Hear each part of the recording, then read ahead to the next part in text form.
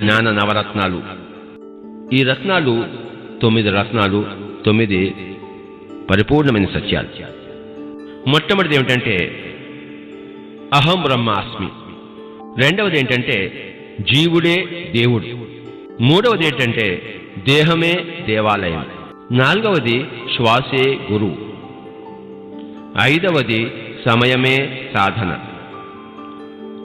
ఆరవది సహనమే ప్రగతి. ఏడవది అనుభవమే జ్ఞానం. 8 దానమే ధర్మం. 9 ధర్మమే పుణ్యము. నిత్యము దానం చేయడమే, నిత్యము ధర్మం చేయడమే పుణ్యము అనేది 9వ రత్నము. ఇప్పటికి మనం 9వ రత్నం దగ్గరికి వచ్చాము, నవరత్నం దగ్గరికి వచ్చాము. గుర్తుంచుకోండి, నవరత్నం ఏమిటయ్యా అంటే పుణ్యము.